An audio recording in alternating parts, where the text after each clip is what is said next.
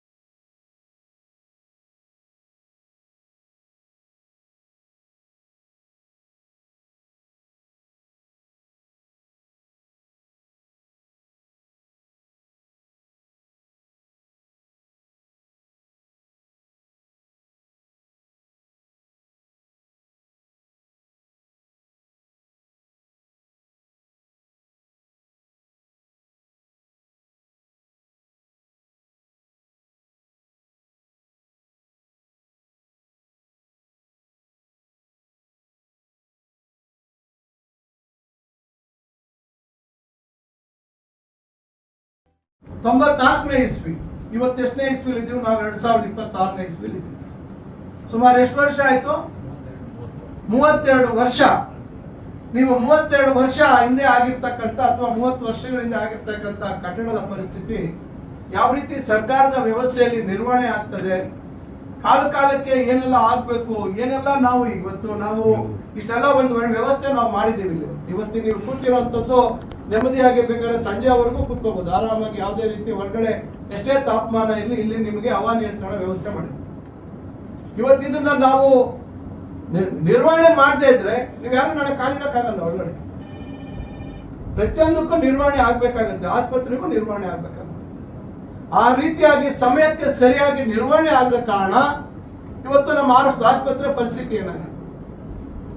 Covid ಸಂದರ್ಭದಲ್ಲಿ 50 ಹಾಸಿಗೆಗಳಿದ್ದಂಥದ್ದನ್ನ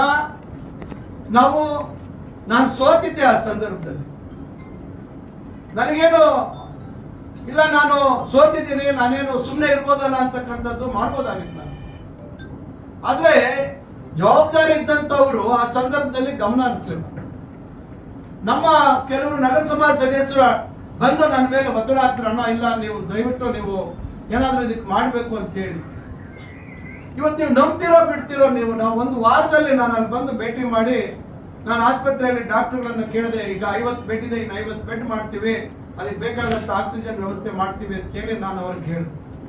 ನಾನು ನಮ್ಮ ತಂದೆ ಅವ್ರಿಗೆ ಕೇಳಿದೆ, ಇದನ್ನೇನಾದ್ರೂ ಮಾಡ್ಬೇಕು ಅಂತ ಹೇಳಿ ಗಣೇಶ ದೇವಸ್ಥಾನದ ಒಂದು ಗಣೇಶ ರಂಗಮಂದಿರದ ಗಣೇಶ ದೇವಸ್ಥಾನದ ಒಂದು ಟ್ರಸ್ಟ್ ಏನಿದೆ ಅದರಲ್ಲಿ ನಾನು ನೀವೇನಾದ್ರೂ ಮಾಡಿ ಕೊಡ್ಬೇಕು ದುಡ್ಡು ಅಂತ ಹೇಳಿದೆ.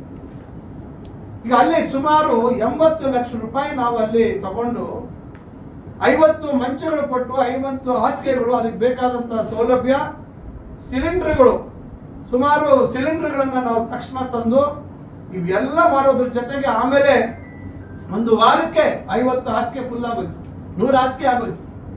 ಕಡೆಗೆ ಅಲ್ಲಿ ಮೇಲೆ ಸಿಲಿಂಡರ್ ಮೇಲೆ ಕೆತ್ಕೊಂಡು ಹೋಗೋದು ಕಷ್ಟ ಆಗತ್ತೆ ಅಂತ ಹೇಳಿ ಅಲ್ಲಿ ಮ್ಯಾನಿಫೋಲ್ಡ್ ರೂಮ್ ಅಂತ ಮಾಡಿದ್ವಿ ಸಿಲಿಂಡರ್ಗಳಿಗೆ. ಅದ್ರ ಜೊತೆಗೆ ಏನ್ ಮಾಡಿದ್ವಿಲ್ಲ, ಆಕ್ಸಿಜನ್ ಪೈಪ್ ಹಾಕ್ಸ್ಕೊಳ್ಳೋಣ ಅಂತ ತೀರ್ಮಾನ ಮಾಡಿ ಇದೆಲ್ಲ 80-85 ಲಕ್ಷ ರೂಪಾಯಿ ನಾವು ಮಾಡಿದ್ವಿ. ಕಡೆಗೆ ಒಕ್ಕಲಿಗರ ಸಂಘದಲ್ಲೂ ಸ್ವಲ್ಪ ದುಡ್ಡು ತಗೊಂಡು ನಾವು ಅಲ್ಲಿಂದ ಕೂಡ ಅಲ್ಲಿ ವ್ಯವಸ್ಥೆ ಮಾಡೋದಕ್ಕೆ ಮಾಡಿದ್ವಿ. ಬಾಬು ಅವರು 2 ಹೊಸ ಏನೋ ಇದು ಕೊಟ್ಟರು, ನಮಗೆ ಜನರೇಟರ್ ಕೊಟ್ಟರು ಅದಕ್ಕೆ ಬೇಕಾದಂಗೆ. ನಾವು ಅಲ್ಲಿ ಸಾಲದು ಅಂತ ಹೇಳಿ ಮಹಿಳಾ ಮತ್ತು ಮಕ್ಕಳ ಆಸ್ಪತ್ರೆಯಲ್ಲೂ ಪೈಪಿಂಗ್ ಮಾಡಿಸ್ಬಿಟ್ವಿ, ಆಕ್ಸಿಜನ್ ಪೈಪ್ ಎಲ್ಲ ಹಾಕ್ಸಿದ್ವಿ.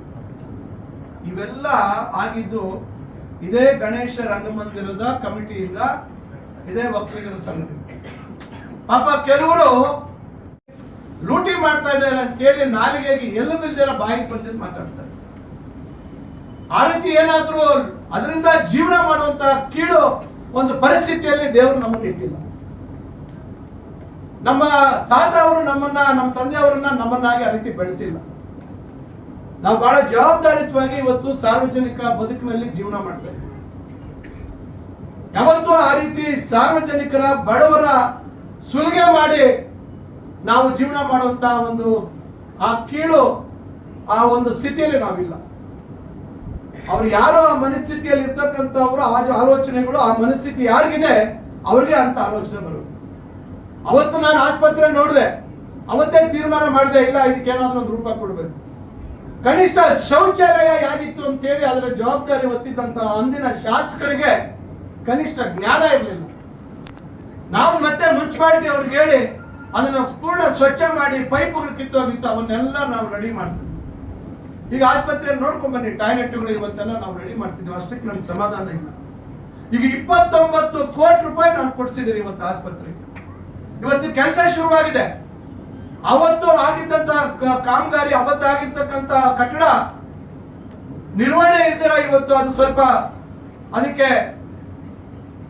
ಮತ್ತಷ್ಟು ಅದಕ್ಕೆ ಬಲ ಕೊಡಬೇಕು ಅಂತ ಹೇಳಿ ಅದನ್ನ ನಾವು ಏನು ಮೇಲೆ ಒಂದು ಹೆಚ್ಚುವರಿಯಾಗಿ ಇನ್ನೊಂದು ಫ್ಲೋರ್, ಈಗೇನು ಗ್ರೌಂಡ್ ಫಸ್ಟ್ ಫ್ಲೋರ್ ಇದೆ, ಸೆಕೆಂಡ್ ಥರ್ಡ್ ಫ್ಲೋರ್ ಮಾಡಬೇಕು ಅಂತ ನಾವು ತೀರ್ಮಾನ ಮಾಡಿದ್ವಿ. ನಾನು 10 ಕೋಟಿ ರೂಪಾಯಿ ನಮ್ಮ ಇಲಾಖೆ ಮುಖಾಂತರ ಬೇರೆ ಇದರಲ್ಲಿ ಕೊಡಿಸ್ಕೊಟ್ಟಿದ್ದೆ. ನಾನು ಕಾಮಗಾರಿ ಮಾಡೋಣ ಅಂತ ಹೇಳಿ ಅದನ್ನೆಲ್ಲ ಪರೀಕ್ಷೆ ಮಾಡಿದಾಗ ಇಲ್ಲ, ಇದು ಸ್ವಲ್ಪ ಒಂದಷ್ಟು ಪಿಲ್ಲರ್ಗಳು ಇವೆಲ್ಲ ಬಲಗೊಳಿಸಬೇಕು ಅಂತ ಹೇಳಿ ಅವರೊಂದು ವರದಿ ಕೊಟ್ಟರು. ಆ ವರದಿ ಆಧರಿಸಿ ಇವತ್ತು ಕೆಲಸ ಶುರುವಾಗಿದೆ. ಮತ್ತೆ 5 ಕೋಟಿ ನಮ್ಮ ಇಲಾಖೆ ಮುಖಾಂತರ ಕೊಡಿಸಿದ್ದೀನಿ. ಈಗ ಮೇಲೆ ಇನ್ನೊಂದು ಅಂತಸ್ತು ಕಟ್ಟಲಿಕ್ಕೆ, ಜೊತೆಗೆ ಸರ್ಕಾರದಲ್ಲಿ ಮೊನ್ನೆ 14 ಕೋಟಿ ಮಂಜೂರು ಮಾಡಿಸಿದ್ದೀನಿ. ಏನು ಈಗ ಹಾಲಿ ಇರ್ತಕ್ಕಂತ ನೆಲ ಅಂತಸ್ತು ಮತ್ತು ಮೊದಲನೇ ಅಂತಸ್ತರ ಸುಸಜ್ಜಿತವಾಗಿ ಒಂದು ಕಾರ್ಪೊರೇಟ್ ಆಸ್ಪತ್ರೆ ಮಾದರಿ ಆಗ್ಬೇಕು ನಮ್ಮ ಆಸ್ಪತ್ರೆ. ಯಾರಿಗೋಸ್ಕರ ನಾವು ಮಾಡ್ತಾ ಇದೀವಿ? ಇಷ್ಟೆಲ್ಲ ಕಳಕಳಿ ಇಟ್ಕೊಂಡು ನಾವು ಮಾಡ್ತಾ ಇದೀವಿ. ಇಷ್ಟೆಲ್ಲ ನಾನು ಮಾಡಿದ್ಮೇಲೆ ನಾನು ಮೊನ್ನೆ ಪಾಲಿಟೆಕ್ನಿಕಲ್ ಹೊಸ ಬಿಲ್ಡಿಂಗ್ ಕಟ್ಸಿದ್ದೀನಿ. ಇನ್ನ 6 ತಿಂಗಳಾಗಿಲ್ಲ. ಮೊನ್ನೆ ಹೋದಾಗ ಒಂದು ಅಲ್ಲಿ ನೋಡೋಣ ಏನಾಗಿದೆ ಅಂತ ನೋಡಿದ್ರೆ ಆಗ್ಲೇ ಆ ಟಾಯ್ಲೆಟ್ ಅದು ಇದು ಎಲ್ಲ ಒಂದ್ ರೀತಿ ನಿರ್ವಹಣೆ ಸರಿಯಾಗಿ ಮಾಡಕ್ಕೆ ಗೊತ್ತಿಲ್ಲ, ಅವ್ರಿಗೆ ಹಾಳು ಮಾಡ್ತಾ ಇದ್ವಿ. ಇವೆಲ್ಲ ಯೋಚನೆ ಮಾಡಿ ನಾನು ಆಸ್ಪತ್ರೆ ಇಷ್ಟೆಲ್ಲ ನಾವು ಮಾಡ್ತಾ ಇದೀವಿ ಹೇಗೆ ಅಂತೇಳಿ ನಾನು ಬೇರೆ ಒಬ್ಬರು ಜೈನ್ ಸಂಸ್ಥೆಯವರು ಮತ್ತು ಮುದ್ದೇನಹಳ್ಳಿ ಅವರಿಗೆಲ್ಲ ನಾನು ಕೇಳ್ಕೊಂಡೆ, ನಿಮ್ಗೆ ಒಳ್ಳೆ ರೀತಿಯಲ್ಲಿ ನಾನು ಅಭಿವೃದ್ಧಿ ಮಾಡ್ಕೊಡ್ತೀನಿ ಆಸ್ಪತ್ರೆ, ನೀವು ಉಚಿತವಾಗಿ ಇದನ್ನ ನಡೆಸಬೇಕು, ಬಡವರಿಗೆ ಅನುಕೂಲ ಆಗ್ಬೇಕು. ಅಲ್ಲೇನಾದ್ರೂ ವೈದ್ಯರ ಕೊರತೆ ಆದ್ರೆ ನೀವೇ ತರಬೇಕು, ನರ್ಸ್ಗಳ ಕೊರತೆ ಆದ್ರೆ ನೀವೇ ತರಬೇಕು, ಇನ್ನೇನಾದ್ರೂ ಅದಕ್ಕೆ ಬೇಕಾಗಿದ್ದಂತ ಸಲಕರಣೆ ಬೇಕು ಅಂದ್ರೆ ನಾನು ಯಾರಾದ್ರೂ ಕೇಳ್ಬಿಟ್ಟು ಕೊಡಿಸ್ತೇನೆ. ಈಗಾಗಲೇ ಸುಮಾರು 1 ಕೋಟಿಗಿಂತ ಹೆಚ್ಚು ಬೆಳೆ ಮಾಡ್ತಕ್ಕಂಥ ಸಲಕರಣೆಗಳನ್ನ ಕೊಡಿಸಿದೀವಿ. ಏನಾದ್ರೂ ಅವ್ರು 1 ರೂಪಾಯಿ 50 ಕೊಡಿಸಿದಾರೆ ಯಾರು ಕೇಳೋದು? ಮಾತಾಡಿದ್ರೆ ಬಾಯಿ ಬಂದಿದ್ದು ನಾಲಿಗೆಗೆ ಎಲುಬಿಲ್ಲ ಅಂತ ಹೇಳಿ ಮಾತಾಡ್ತಾರೆ. ಕಡೆಗೆ ಇದು ನನಗೆ ಆಲೋಚನೆ ಬಂತು, ಇದನ್ನ ಯಾಕೆ ಒಂದು ಇನ್ನೂ ದೊಡ್ಡ ಮಟ್ಟಕ್ಕೆ ತಗೊಂಡೋಗ್ಬಾರ್ದು ಅಂತ ಹೇಳಿ ನಾನು ಹಲವಾರು ಜನರ ಜೊತೆ ಚರ್ಚೆ ಮಾಡಿದೆ. ಕಡೆಗೆ ನನಗೆ ಒಳಿತು ನಮ್ಮ ಆದಿಚುಂಚನಗಿರಿ ಸ್ವಾಮಿಗಳು ಯಾಕೆ ಕೇಳಬಾರ್ದು, ನೆಲಮಂಗಲದಲ್ಲಿ ಒಳ್ಳೆ ಆಸ್ಪತ್ರೆ ಮಾಡಿದ್ದಾರೆ. ನಾನು ಆಸ್ಪತ್ರೆ ಭೇಟಿ ಕೊಟ್ಟೆ. ಕೇವಲ 2-2.5 ಸಾವಿರ ರೂಪಾಯಿಗೆ ಅಲ್ಲಿ ತೆರಿಗೆ ಆಗ್ತಾ ಇದೆ ಮತ್ತು ಶಸ್ತ್ರಚಿಕಿತ್ಸೆ ಇವತ್ತು ನಮ್ಮ ಸಿಸೇರಿಯನ್ ಆಪರೇಷನ್ ಆಗಬೇಕು 6-7 ಸಾವಿರದಲ್ಲಿ ಮಾಡ್ತಾ ಇದ್ದಾರೆ. ಅವ್ರ ಸ್ವಂತ ಆಸ್ಪತ್ರೆ, ಸರ್ಕಾರದಲ್ಲ. ಅಂತದ್ರಲ್ಲಿ ನಮ್ಮ ಸರ್ಕಾರಿ ಆಸ್ಪತ್ರೆ ಉಚಿತವಾಗಿ ಮಾಡುವಂತದ್ದನ್ನ ಯಾಕೆ ಅವ್ರ ಮುಖಾಂತರ ಮಾಡಿಸಬಾರ್ದು ಅಂತ ಹೇಳಿ ನಾನು ಅವ್ರು ಕೇಳಿದಾಗ ಆಯ್ತು ನಾನು ನೋಡ್ತೀನಿ ಆಗತ್ತೋ ಇಲ್ವೋ ಅಂತ ಹೇಳಿ ಒಂದಿನ ಬಂದು ಭೇಟಿ ಮಾಡಿದ್ರು. ಇಲ್ಲಿದ್ದಂತ ಹೊರ ರೋಗಿಗಳ ಸಂಖ್ಯೆ ನೋಡಿದ್ರು.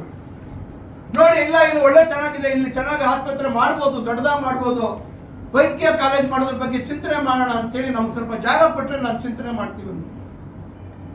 ಇದು ಏನಾದ್ರೂ ನಾನಲ್ಲಿ ಭಾಗಿಯಾಗಬೇಕು ಅಂತ ಮಾಡ್ತಾ ಇದ್ದೀನ? ನಾನು ವೈದ್ಯಕೀಯ ಕಾಲೇಜಲ್ಲಿ ನಾನೇನಾದ್ರೂ ಎಲ್ಲ ಪ್ರತಿಯೊಂದು ವ್ಯಾಪಾರದ ದೃಷ್ಟಿಯಲ್ಲೇ ನೋಡುವಂಥದ್ದು. ವ್ಯಾಪಾರಸ್ಥರು ಇವತ್ತು ರಾಜಕಾರಣಕ್ಕೆ ಬಂದ್ರೆ ಅವರ ಮನಸ್ಥಿತಿ ವ್ಯಾಪಾರನೇ, ಪ್ರತಿಯೊಂದರಲ್ಲೂ ವ್ಯಾಪಾರನೇ. ಅವ್ರು ಎಲ್ಲರೂ ಅವರೇ ವ್ಯಾಪಾರಸ್ಥರು ಅನ್ಕೊಂಡ್ಬಿಟ್ಟಿರ್ತಾರೆ ಕೆಲವರು. ನಾವಿವತ್ತು ಅವ್ರಿಗೆ ಜಾಗ ಕೊಡ್ಬೇಕು ಅಂತ ಹೇಳಿದ್ರೆ ಅದಕ್ಕೋಗಿ ಅಡ್ಡ ಮಾಡುವಂಥದ್ದು. ಸರ್ಕಾರ ತೀರ್ಮಾನ ಮಾಡಿದೆ. ಸರ್ಕಾರ ಇವತ್ತು ಎಲ್ಲ ಕಡೆ ಜಾಗಗಳು ಕೊಟ್ಟಿದ್ದಾರೆ, ಎಲ್ಲರಿಗೂ ಕೊಟ್ಟಿದ್ದಾರೆ, ಹಿಂದಿನಿಂದ ಕೊಟ್ಕೊಂಡು ಬಂದಿದ್ದಾರೆ. ಸರ್ಕಾರದ ತೀರ್ಮಾನ. ಅಲ್ಲೆಲ್ಲ ಯಾವುದೋ ಕಾಲೇಜು ವ್ಯಾಪಾರಕ್ಕೆ ಹೋಗಿದೆ ಅಂತ ಮಾತಾಡ್ತಾರೆ ಜವಾಬ್ದಾರಿ ರಹಿತವಾಗಿ. ಚರಿತ್ರೆ ತಿಳ್ಕೋಬೇಕು. ಅಲ್ಲಿ MV ಜಯರಾಮ್ ಅಂತ ಹೇಳಿ 1982ನೇ ಇಸ್ವಿಯಲ್ಲಿ ಇಂಜಿನಿಯರಿಂಗ್ ಕಾಲೇಜ್ ಪ್ರಾರಂಭ ಮಾಡ್ತಾರೆ. ನನಗೆ ಮೊನ್ನೆ ಕಾರ್ಯಕ್ರಮ ಕರೆದಿದ್ರು, ನಾನು ಹೋಗಿದ್ದೆ. ಅವ್ರು 1993ನೇ ಇಸ್ವಿಯಲ್ಲಿ ಅವ್ರು ಸತ್ತೋಗ್ತಾರೆ. ಕಿರಿ ವಯಸ್ಸಲ್ಲಿದ್ದಂತ ಅವ್ರ ಮಗ ಡಾಕ್ಟರ್ MJ ಮೋಹನ್ ಅಂತೇಳಿ ಜವಾಬ್ದಾರಿ ಹೊತ್ಕೊಂಡು ಆ ಸಂಸ್ಥೆಯನ್ನು ಕಟ್ಕೊಂಡ್ ಬರ್ತಾರೆ. ಅವರು ಒಂದು ವೈದ್ಯಕೀಯ ಕಾಲೇಜು ಹೊಸಕೋಟೆ ಹತ್ರ ಮಾಡಿದ್ದಾರೆ. ಇರ್ತಕ್ಕಂಥವ್ರು ಕಾಲೇಜು ಮಾರಾಟ ಮಾಡ್ತಾರ? ಅವ್ರು ಯಾರೋ ಪಾಪ ಅರವಿಂದ ಲಿಂಬಾವಳಿ ಅವ್ರ PA ಯಾವನ ಮಹಾನ್ ಭಾವ ಹೇಳದಂತೆ ಇವ್ರಿಗೆ ಈ ಮನುಷ್ಯ ಗೊತ್ತಾಗ್ಬಿಡ್ತಂತೆ. ವ್ಯಾಪಾರಕ್ಕೆ ಹೋಗಿದ್ವಂತೆ ನಾನು ನಮ್ಮ ಅಣ್ಣ ಅಂತೇಳಿ. ಯಾವ ಮಟ್ಟಕ್ಕೆ ಮಾತಾಡ್ತಾರೆ ಅವ್ರ ಹತ್ರ ಹೋದ್ರೆ ಯಾವ್ದಾದ್ರು ಇಟ್ಕೊಂಡು ಹೊಡಿತಾರೆ ಅಷ್ಟೇ. ಕಾಲೇಜ್ ಇರೋದು ಕೈ ಬರ್ತದೆ. ಅವ್ರ ಹತ್ರ ಹೋಗಿ ನೀವು ಮೆಡಿಕಲ್ ಕಾಲೇಜ್ ವ್ಯಾಪಾರಕ್ಕೆ ಇಟ್ಟಿದ್ರಿ ಅಂತ ಏನಾದ್ರು ಹೇಳಕ್ ಹೋದ್ರೆ ಅವ್ರ ಕಾಲೇಜ್ ಇರೋದು ಕೈ ಬಂದು ಎಡ್ ಬಿಡ್ತಾರೆ ನಿಮ್ಗೆ. ಅವ್ರೇನು ಯಾವ ದುಸ್ಥಿತಿಗೆ ಅವ್ರು ಬಂದಿಲ್ಲ. ನಮಗೆ ಅಷ್ಟು ತಗೊಂಡ್ಕೊಳ್ಳುವಂತ ಚೈತನ್ಯ ನಮ್ಗಿಲ್ಲ, ನಿಮ್ಗಿರ್ಬೋದು. ಏನಿವತ್ತು ಮೆಡಿಕಲ್ ಕಾಲೇಜ್ ಸ್ವಾಮೀಜಿ ಅವರು ಬಂದು ಹೋದ ಕೂಡಲೇ ಕುಮಾರಸ್ವಾಮಿ ಅವರು ಫೋನ್ ಮಾಡ್ತಾರೆ ಸ್ವಾಮೀಜಿ ಅವರಿಗೆ, ಸ್ವಾಮೀಜಿ ಅವರೇ ಚಿಂತಾಮಣಿಯಲ್ಲಿ ಏನೋ ಕಾಲೇಜ್ ಮಾಡ್ತೀರಂತ ಹೌದಾ ಅಂತ. ಇನ್ನೊಬ್ರು ದೇವನಹಳ್ಳಿಯ ನಮ್ಮ ಪಾರ್ಟಿಯವರ ನಾಯಕರು ಫೋನ್ ಮಾಡ್ತಾರೆ ಸ್ವಾಮೀಜಿಗೆ. ಅಂದ್ರೆ ಎಷ್ಟು ಇವರಿಗೆ ಹೊಟ್ಟೆ ಊರಿದೆ ಅಂತ ಯೋಚನೆ ಮಾಡಿ. ಯಾರಿಗೋಸ್ಕರ ನಾವು ಮಾಡ್ತಾ ಇದೀವಿ ಇವತ್ತು? ಸರ್ಕಾರಿ ಆಸ್ಪತ್ರೆ ಇವತ್ತು ಉನ್ನತ ದರ್ಜೆಗೆ ಏರಿಸಬೇಕು, ಒಂದು ಒಳ್ಳೆ ರೀತಿಯಲ್ಲಿ ಅಭಿವೃದ್ಧಿ ಆಗ್ಬೇಕು. ಇಲ್ಲಿ ಇವತ್ತು ಬಡವರಿಗೆ ಇವತ್ತು ಒಳ್ಳೆ ಸೇವೆ ಸಿಗ್ಬೇಕು, ಪ್ರಾಣಿಗಳನ್ನ ಉಳಿಸ್ಬೇಕು ಅಂತ ಹೇಳಿ ನಾವು ಚಿಂತನೆ ಮಾಡ್ತಾ ಇದ್ರೆ ಇವತ್ತು ಇವ್ರ ಮನಸ್ಸು ಎಲ್ಲಿದೆ ನೋಡಿ. ಇವತ್ತು ನಾನು ಎಲ್ಲ ಹೇಳಿಲ್ಲ ಇದು ವಿಚಾರ. ಇದು 4-5 ತಿಂಗಳಿಂದ ಇವತ್ತು ನಡೀತಾ ಇರ್ತಕ್ಕಂಥದ್ದು. ಪ್ರತಿಯೊಂದಕ್ಕೂ ಇವರು ಮಾಡ್ತಕ್ಕಂಥದ್ದು ಇಷ್ಟೇ. 10 ವರ್ಷದಿಂದ ನಮ್ಮ ಮೇಲೆ ಆಪಾದನೆಗಳನ್ನು ಮಾಡ್ಕೊಂಡು ಬಂದ್ರಿ. ಪ್ರತಿ ವಿಧಾನಸಭೆ ಅಧಿವೇಶನದಲ್ಲಿ ನಮ್ಮ ಬಗ್ಗೆ ಪ್ರಶ್ನೆಗಳು ಹಾಕಿದ್ರಿ. ಇಲ್ಲಿ ಯಾವ ಅಭಿವೃದ್ಧಿ ವಿಚಾರದಲ್ಲಿ ಜನರಿಗೆ ಇರ್ತಕ್ಕಂಥ ಸಮಸ್ಯೆ, ಜನರ ಕಷ್ಟ ಸುಖಗಳಿಗೆ ಆಗ್ತಕ್ಕಂಥ ಸೌಲಭ್ಯದ ಬಗ್ಗೆ ಪ್ರಶ್ನೆಗಳಾಗಲಿಲ್ಲ. ಕೇವಲ ವೈಯಕ್ತಿಕವಾಗಿ ನಮ್ಮ ಮೇಲೆ ಪ್ರಶ್ನೆಗಳಾಗ್ಬಿಟ್ರೆ ನಾವು ಎದುರು ಬಿಟ್ಟು ಓಡಾಡ್ಬಿಡ್ತೀವಿ ಅಂತನಾ? ಯಾರು ಎದುರ್ಕೊಳ್ಳುವಂತದ್ದಿಲ್ಲ. ಜನ ಇವತ್ತು ನಿಮ್ಮ ಈ ಉಡಾಫೆ ಮಾತುಗಳು, ಎಡಬಿಡಂಗಿ ಮಾತುಗಳನ್ನ ಕೇಳಿ ಕೇಳಿ ಕೇಳಿ ಮೊನ್ನೆ 30,000ದಲ್ಲಿ ನನ್ನ ಗೆಲ್ಲಿಸಿದ್ದು. ಯಾರು ಇದಕ್ಕೆ ಬೆಲೆ ಕೊಡೋರಿಲ್ಲ. ಇವತ್ತು ನಾವು ಎಷ್ಟು ಒದ್ದಾಡ್ತಾ ಇದೀವಿ. ಇವತ್ತು ನಮ್ಮ ಮಕ್ಕಳಿಗೆ ಇವತ್ತು ಒಂದು ಒಳ್ಳೆ ಭವಿಷ್ಯತ್ತು ರೂಪಿಸಬೇಕು ಅಂತ ಇವತ್ತು ಕಟ್ತಾ ಇರ್ತಕ್ಕಂಥ ಕಾಲೇಜುಗಳು ನೋಡಿ, ಇವತ್ತು ಒಂದು ಸ್ಟೇಡಿಯಂ ನೋಡಿ, ಇವತ್ತು ಒಂದು ಕ್ರಿಕೆಟ್ ಕ್ರೀಡಾಂಗಣ ಮಾಡ್ತಾ ಇದೀವಿ. ಇವತ್ತಲ್ಲಿ ರಾಮಕುಂಟೆಯಲ್ಲಿ ಮಾಡ್ತಾ ಇರುವಂತಹ ಸೌಲಭ್ಯ.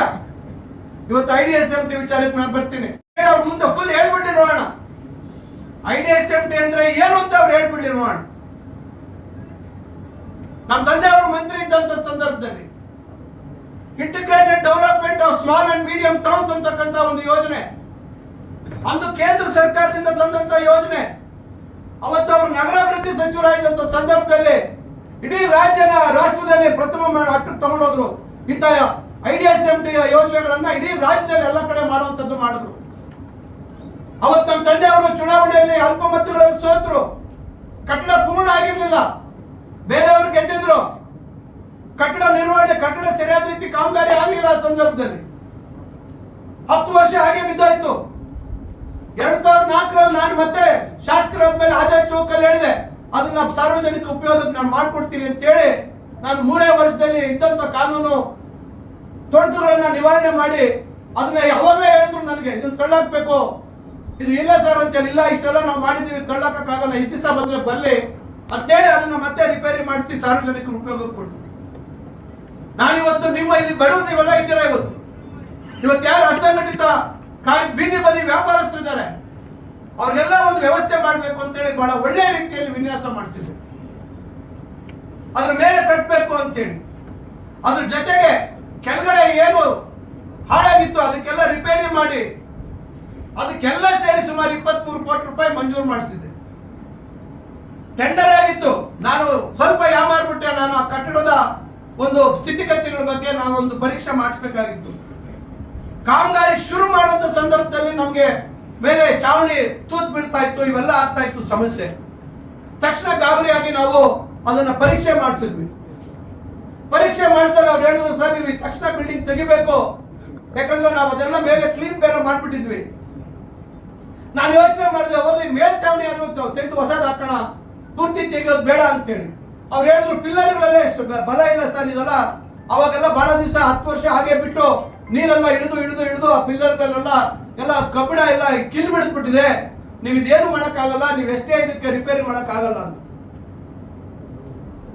ಇಷ್ಟೆಲ್ಲ ಆದ್ಮೇಲೆ ನಾವು ಬೆಂಗಳೂರಿನಲ್ಲಿ ಬೋರಿಂಗ್ ಆಸ್ಪತ್ರೆ ಪಕ್ಕದಲ್ಲಿ ಏನೋ ಒಂದು ಕಾಂಪೌಂಡ್ ಗೋಡೆ ಕುಸಿದು 6-7 ಜನ ಪ್ರಾಣ ಕಳ್ಕೊಂಡ್ರು. ಇವೆಲ್ಲ ಆದಾಗ ಸರ್ಕಾರ ಬಹಳ ಗಂಭೀರವಾಗಿ ತಗೊಂಡು ತಕ್ಷಣ ಅದನ್ನ ನೀವು ಇದು ಮಾಡ್ಬೇಕು, ಇಲ್ಲಾಂದ್ರೆ ನಾಳೆ ಏನಾದ್ರೂ ಮಳೆ ಗಿಡ ಏಕಾಏಕಿ ಜೋರ್ ಮಳೆ ಬಂದಾಗ ನಾಳೆ ಪ್ರಾಣಿ ಹಾನಿ ಆದ್ರೆ ಯಾರು ಜವಾಬ್ದಾರು? ಅದಕ್ಕೆ ಇವ್ರು ಏನ್ ಹೇಳ್ತಾರೆ, ಅಭಿವೃದ್ಧಿ ಹೆಸರಲ್ಲಿ ಬಡವರ ಕಣ್ಣಲ್ಲಿ ನೀರು ಅಂತೇಳಿ. ಯಾರು ಅದನ್ನ ಸೃಷ್ಟಿ ಮಾಡಿದ್ಯಾರು? IDSMT ಯಾರು ನೀವು ಕಟ್ಸಿದ್ರ? ಇವತ್ತು ಮುನ್ಸಿಪಾಲಿಟಿಯಲ್ಲಿ ಕಟ್ಟಿರ್ತಕ್ಕಂಥ ಅಂಗಡಿಗಳೆಲ್ಲ ನೀವು ಕಟ್ಸಿದ್ರ? 10 ವರ್ಷ ಇದ್ರೆ ನೀವು ಯೋಗ್ಯತೆಗೆ ಒಂದು ಅಂಗಡಿ ಕಟ್ಟಾಗಿ ಯೋಗ್ಯತೆ ಆಗಿಲ್ಲ ನಿಮ್ಗೆ. ಬರೀ ನಮ್ಮ ವಿರುದ್ಧ ನೀವು ಅಪಾದನೆ ಮಾಡ್ಕೊಂಡೆ ಕಾಲಹರಣ ಮಾಡಿದ್ರಿ. ಇವತ್ತು ಬಾಯಿ ಬಂದಂಗೆ ಮಾತಾಡ್ತೀರಾ ನೀವು. ಯಾರು ಅಂಬೇಡ್ಕರ್ ಭವನ ಅಲ್ಲಿ ಮಾಡ್ಬೇಕು ಅಂತಕ್ಕಂಥ ಆಲೋಚನೆ ಮಾಡಿದ್ದು? ಆಶ್ರಯ ಲೇಔಟ್ ಅಲ್ಲಿ ಇದ್ದಿದ್ದು ಜಾಗ ಆಶ್ರಯ ಲೇಔಟ್ ಯಾರು ಮಾಡಿದವರು? ಯಾರು ಇವತ್ತು ಆಶ್ರಯ ಲೇಔಟ್ ಅವತ್ತು ಸ್ವಾಧೀನ ಮಾಡಿ ಅವತ್ತು ಆಶ್ರಯ ಲೇಔಟ್ ನಿರ್ಮಾಣ ಮಾಡಿದ್ದು ನೀವಾ? ಅದು ಚರಿತ್ರೆ ಗೊತ್ತಾ ನಿಮ್ಗೆ? ಚಿಂತಾಮಣಿ ಹಿನ್ನೆಲೆ ಗೊತ್ತಾ ನಿಮ್ಗೆ? ಯಾವುದೂ ಗೊತ್ತಿಲ್ಲ ನಿಮ್ಗೆ. ಅಂಬೇಡ್ಕರ್ ಭವನ ಅಲ್ಲಿ ಎಲ್ಲ ರೀತಿ ತಯಾರು ಮಾಡಿದೆ ನಾನು. 5 ಲಕ್ಷ ಇತ್ತು ದುಡ್ಡು ಅವತ್ತು ಸರ್ಕಾರದಲ್ಲಿ. ಎಲ್ಲ ನಮ್ಮ ಸ್ನೇಹಿತರು ಸರ್ ಬೇಡ ಊರ್ ಮಧ್ಯೆ ಕೊಡ್ಬೇಕು ಅಂದ್ರು, ಊರಲ್ಲಿ ಕೊಡ್ಬೇಕು ಅಂದ್ರು. ಆಯ್ತು ಅಲ್ಲಿ ಮಾಡೋಣ ಅಂತ ಮಾಡಿದೆ. ಗೊತ್ತಾ ಅಲ್ಲಿ ಕಾಸ್ಮೋಪಾಲಿಟನ್ ಕ್ಲಬ್ ಅಂತ ಇತ್ತು ಗೊತ್ತಾ ನಿಮ್ಗೆ? ಆ ಬಿಲ್ಡಿಂಗ್ ಯಾರ ಹೆಸರು ಇತ್ತು? ಲೈಬ್ರರಿ ಹೆಸರಲ್ಲಿ ಇತ್ತು. ಯಾರು ಅದನ್ನು ಕೊಡಿಸ್ಕೊಟ್ಟವ್ರು? ದಾಖಲೆಗಳಿದಾವೆ. 2 ವರ್ಷ ಕಷ್ಟಪಟ್ಟು ಆ ಕಡೆ ಪಟೇಲ್ರ ಬಿಲ್ಡಿಂಗ್ ಅಂತಿತ್ತು, ಈ ಕಡೆ ಕಾಸ್ಮೋಪಾಲಿಟನ್ ಕ್ಲಬ್ ಅಂತಿತ್ತು. ಅದೆಲ್ಲ ಕೊಡದೆ ಅಂದ್ರೆ ಜಾಗ ಆಗ್ತಿತ್ತ ಅಲ್ಲಿ? ಎಲ್ಲ ಇವರೇ ಮಾಡ್ಬಿಟ್ರಂತೆ. ABCD ಗೊತ್ತಿಲ್ಲ ಇವತ್ತು ಚಿಂತಾಮಣಿ ಯಾವ ಮೂಲೆಯಲ್ಲಿ ಏನಿದೆ ಅಂತೇಳಿ. ಬಾಯಿ ಬಂದಿದ್ದು ಮಾತಾಡೋದು. ಇವತ್ತು ನೋಡ್ಕೊಂಡ್ ಬನ್ನಿ, ಇನ್ನೊಂದು ತಿಂಗಳಲ್ಲಿ ಅಂಬೇಡ್ಕರ್ ಭವನ ಇವತ್ತು ನಾನು ಓಪನ್ ಮಾಡ್ತೀನಿ, ಯಾವ ರೀತಿ ಇರ್ತದೆ. ಇವತ್ತು ಕೇವಲ ಇವತ್ತು ಬರೀ ಬಾಯಿ ಮಾತಲ್ಲಿ ದಲಿತರ ಬಗ್ಗೆ, ಶೋಷಿತ ವರ್ಗಗಳ ಬಗ್ಗೆ ಮಾತಾಡೋದಲ್ಲ, ನಾವು ಮಾಡುವಂತ ಕೆಲಸಗಳಲ್ಲಿ ಇರ್ಬೇಕಾಗುತ್ತೆ. ಈಗಾಗಲೇ IDSMT ಮಾರುಕಟ್ಟೆ ಮರು ವಿನ್ಯಾಸ ಮಾಡಿದ್ದೀವಿ. ಆಗಿದ್ದಂತ ಟೆಂಡರ್ ಕ್ಯಾನ್ಸಲ್ ಮಾಡಿದ್ದೀವಿ. ಈಗ 1.5-2 ತಿಂಗಳಲ್ಲಿ ಮತ್ತೆ ಎಲ್ಲ ಪೂರ್ಣ ಮಾಡಿ ಕೆಲಸ ಶುರು ಮಾಡಬೇಕು. ನನಗೂ ಅಷ್ಟು ಮಾತ್ರ ಮಾನ್ಯತೆ ಇಲ್ವಾ? ಬಡವರು ಎಲ್ಲಿ ಕೆಲಸ ಮಾಡ್ತಾರೆ, ಏನ್ ಮಾಡ್ಬೇಕು ಅನ್ನೋದು ನನಗೂ ಇಲ್ವಾ? ಇಷ್ಟೆಲ್ಲ ಮೂಲಭೂತ ಸೌಲಭ್ಯ ಯಾರಿಗೋಸ್ಕರ ಮಾಡ್ತಾ ಇದ್ದೀವಿ? ನಿಮಗೋಸ್ಕರ. ಯಾವ್ಯಾವ ವೃತ್ತಿ ರೀತಿಯಲ್ಲಿದ್ರೆ ಇವತ್ತು ಕೈಗಾರಿಕೆಗಳು ಇವೆಲ್ಲ ಯಾವ ದಾರಿ ಇಡ್ಸಿದ್ರಿ ನೀವು? ಚೆಕ್ ಕೊಡುವಂತ ಕೆಲಸ ಮಾಡಿದ್ರ ನೀವು? ಇವತ್ತು ಇದೇ ಕೈಗಾರಿಕೆಗಳು ಅಭಿವೃದ್ಧಿ ಆದ್ರೆ ಇವತ್ತು ನಿಮ್ಮಂತವ್ರು ಎಷ್ಟು ಜನಕ್ಕೆ ಇವತ್ತು ಕೆಲಸ ಸೃಷ್ಟಿ ಆಗುತ್ತೆ? ಇವತ್ತು ಅಸಂಘಟಿತ ಕಾರ್ಮಿಕರಿಗೆ ಎಷ್ಟು ಜನಕ್ಕೆ ಸೃಷ್ಟಿ ಆಗುತ್ತೆ ಕೆಲಸ? ಊರ ಅಭಿವೃದ್ಧಿ ಆದ್ರೆ ಎಷ್ಟು ಕೆಲಸ ಸೃಷ್ಟಿ ಆಗುತ್ತೆ? ಬೇರೆ ಬೇರೆ ಊರಕ್ಕೆ ಯಾಕೆ ಹೋಗ್ಬೇಕು ಕೆಲಸ ಹುಡ್ಕೊಂಡು? ನಾವು ನಮ್ಮೂರಲ್ಲೇ ಕೆಲಸ ಆಗುತ್ತೆ. ಇವೆಲ್ಲ ನಾವು ಯಾಕೆ ಮಾಡ್ತಾ ಇದೀವಿ? ಇವತ್ತು ದೊಡ್ಡ ಸಂಖ್ಯೆಯಲ್ಲಿದ್ದಾರೆ ಕಾರ್ಮಿಕರು ಚಿಂತಾಮಣಿ ಮತ್ತು ಶಿಡ್ಲಘಟ್ಟದಲ್ಲಿ ಅಂತೇಳಿ ಸರ್ಕಾರ ಕಾರ್ಮಿಕರ ವಸತಿ ಶಾಲೆ ಮಂಜೂರು ಮಾಡ್ತು. ಹೊಸದಾಗಿ ನಮ್ಮ ಕಾರ್ಮಿಕ ಸಚಿವರು ಸಂತೋಷ್ ಲಾಡ್ ಅವರು ಒಳ್ಳೆ ತೀರ್ಮಾನ ಮಾಡಿದ್ರು. ಕಾರ್ಮಿಕರ ಮಕ್ಕಳಿಗೆ ವಸತಿ ಶಾಲೆ ಆಗ್ಬೇಕು, ಒಳ್ಳೆ ಗುಣಮಟ್ಟದ ಶಿಕ್ಷಣ ಕೊಡಬೇಕು ಅಂತಕ್ಕಂಥ ದೃಷ್ಟಿಯಲ್ಲಿ ಬಾಗೇಪಲ್ಲಿ ಕೊಟ್ರು. ನನಗೆ ಬೇಸರ ಆಗ್ಲಿಲ್ಲ, ಆಯ್ತು ತೊಂದರೆ ಇಲ್ಲ ಅಂತೇಳಿ ನಾನು ಚಿಂತಾಮಣಿಗೆ ಬೇಕೇ ಬೇಕು ಅಂತ ಮಾಡಿ ಈಗ ಮೊನ್ನೆ ಬಜೆಟ್ ಅಲ್ಲಿ ಚಿಂತಾಮಣಿಗೂ ಮಂಜೂರಾಗಿದೆ. 10 ಎಕರೆ ಜಾಗ ನಾವು ನಿಗದಿ ಮಾಡಿದ್ದೀವಿ. 10 ಎಕರೆ ಕೊಡ್ತಾ ಇದ್ದೀವಿ ಜಾಗ. ಇವತ್ತು ಸುಮಾರು 45 ಕೋಟಿ ರೂಪಾಯಿ ಇವತ್ತಲ್ಲಿ ಬಿಲ್ಡಿಂಗು ಮತ್ತು ಇತರೆ ಸೌಲಭ್ಯ ಎಲ್ಲ ಬರ್ತದೆ. ಬಹುಶಃ ಈ ವರ್ಷದ ಅಂತ್ಯದೊಳಗೆ ನಾವು ಕಾಮಗಾರಿ ಶುರು ಮಾಡೋದಕ್ಕೆಲ್ಲ ತಯಾರು ಮಾಡ್ತಾ ಇದ್ದೀವಿ. ಒಂದು ಒಳ್ಳೆ ರೀತಿ ವಿನ್ಯಾಸ ಮಾಡಿಸೋದಕ್ಕೆ ನನಗೆ ಅವ್ರು ಹೇಳಿದ್ದಾರೆ, ನೀವು ಚೆನ್ನಾಗಿ ಮಾಡಿಸ್ತೀರ, ನೀವೇ ಮಾಡಿಸ್ಕೊಳ್ಳಿ ಅಂತ ಹೇಳಿ. ಈ ಸಲ ಯಾರಿಗೋಸ್ಕರ ಮಾಡ್ತಾ ಇದ್ದೀವಿ ನಾವು? ಯಾರು ಹೇಳಿಗೋಸ್ಕರ ಮಾಡ್ತಾ ಇದ್ದೀನಿ ನಾನು?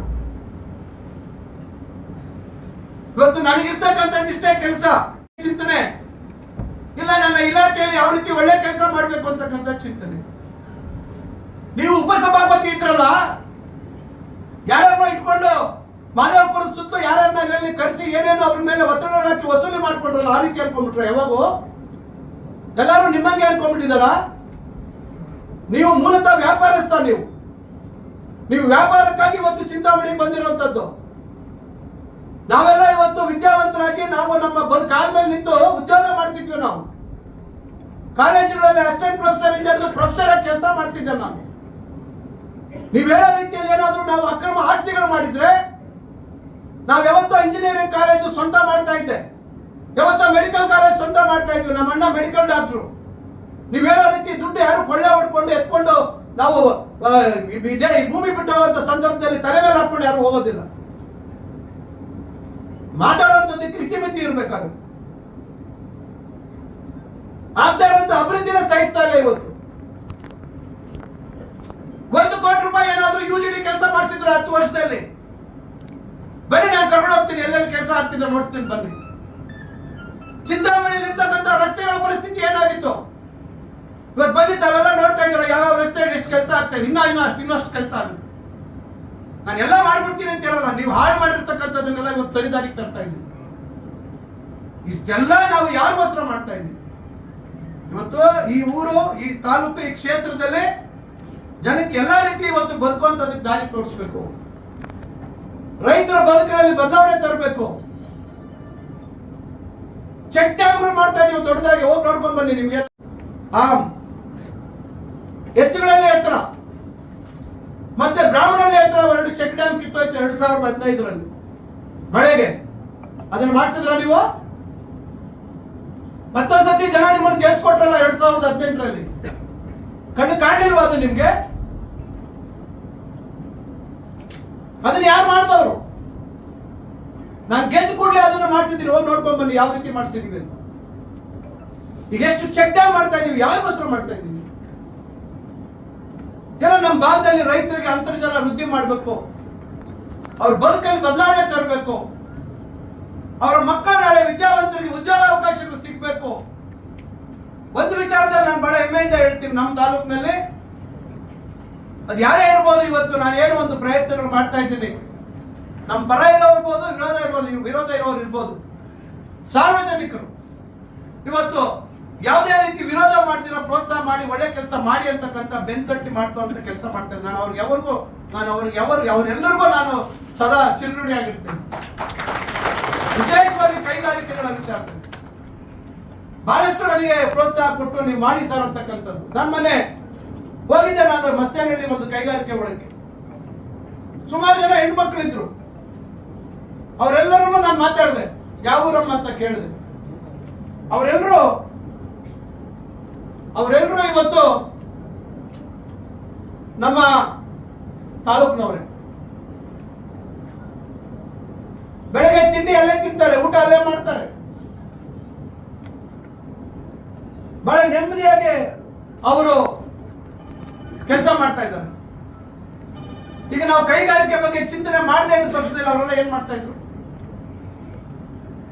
ಇದ್ರು ಯೋಚನೆ ಮಾಡಿ ದಯವಿಟ್ಟು. ಇವತ್ತು ಎಲ್ಲೋ ಒಂದ್ ಕಡೆ ಇವತ್ತು ಎಲ್ಲಾ ವಿಚಾರಗಳಲ್ಲಿ ಜನರಿಗೆ ಇವತ್ತು ಬದುಕೋದಕ್ಕೆ ಅವಕಾಶ ಮಾಡಿಕೊಡ್ಬೇಕಾಗಿರ್ತಕ್ಕಂಥದ್ದು, ಜನರ ಆಶೀರ್ವಾದ ಪಡೆದು ಆಯ್ಕೆಯಾಗಿರ್ತಕ್ಕಂಥ ನಾವುಗಳ ಜನಪ್ರತಿನಿಧಿಗಳು ಆಲೋಚನೆ ಮಾಡಬೇಕು. ಮುಂದಾಲೋಚನೆ ಇರಬೇಕು, ದೂರದ ಆಲೋಚನೆ ಇರಬೇಕು, ಆದ್ರೆ ದುರಾಲೋಚನೆ ಇರಬಾರ್ದು. ಇವತ್ತು ಪ್ರತಿಯೊಬ್ಬರ ಏಳಿಗೆಗಾಗಿ, ಪ್ರತಿಯೊಬ್ಬರ ಒಳಿತಿಗಾಗಿ ನಾವೇನಾದ್ರೂ ಕೆಲಸ ಮಾಡಿದ್ರೆ ಮಾತ್ರ ಜನ ಎಷ್ಟು ಮಟ್ಟಕ್ಕೆ ಅದಕ್ಕೆ ಒಪ್ಕೊಳ್ತಾರೆ ಬಿಡ್ತಾರೆ ಅದು ಅವ್ರಿಗೆ ಬಿಟ್ಟಿದ್ದು. ಆದ್ರೆ ದೇವ್ರ ಹತ್ರ ಲೆಕ್ಕ ಇರ್ತದೆ. ಇವತ್ತಲ್ಲ